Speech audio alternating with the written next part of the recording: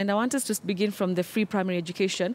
Education is also one of the things that the Jubilee government says that it's going to increase more funds and inject investments into it. And one of the things really is the free secondary education.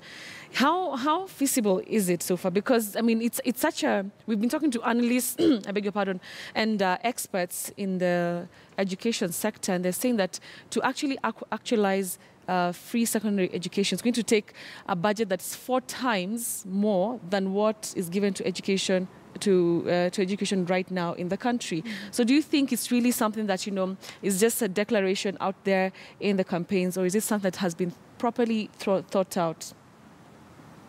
Yes, I'll start with you, Sandra. Well,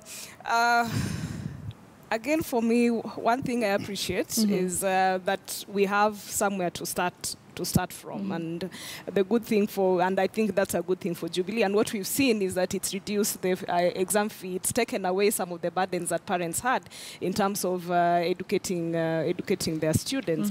However, I'm going to take a totally different view and say I might be not in a good position to talk about the financial aspects, and perhaps it'll be of better assistance with that.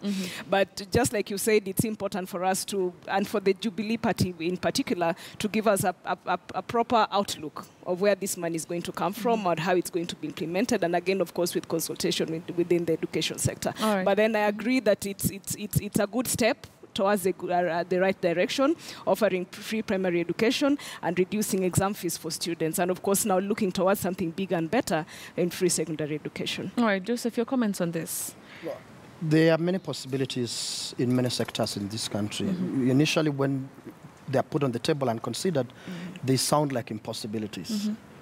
I remember, if I may just kindly go back into history with the personal experience, in 2002, 2003, the transition from Moi to Kibaki. I participated in making the budget, the last budget of President Moi. This was under the PRSP, Poverty Reduction Strategy paper, MTF Secretariat. And that was Moi's highest budget. I think it was slightly above 200 billion shillings. And then suddenly, come the next government, and the budget is like 3-4 times. And like, what's been happening to this country? Where has this money come from? That is the question we ought to keep asking. Where will the money come from? Because those who are telling you it's possible, actually, I believe, mean it. When NASA says that true free secondary education can begin in September 2017, I totally believe that. When I look at the trends, when I look at the amount of monies stolen, the hundreds of billions of Kenya shillings stolen, and put in white elephant projects. If we stop that, if we have a president who actually means what he says, I hope there'll also be very soon what she says, and stop the theft, stop the pilferage, and actually put public resources into important sectors like education, I believe it's possible.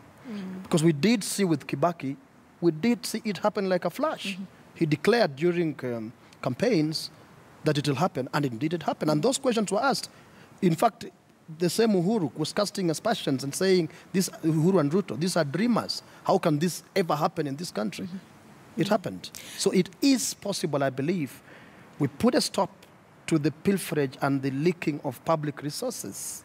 It is possible that we can, over time, we can begin to have free secondary education and over time perfected and actually truly and we ought to have that. It's part of, I mean, it's so basic for a nation that, children should not, rather parents should not struggle putting their children through schools. That from primary school to the university, education should be as accessible, as universally accessible as possible. And that's how you build a nation, because you are investing in the future, in the present and the future of the nation. But Betty, I feel as analysts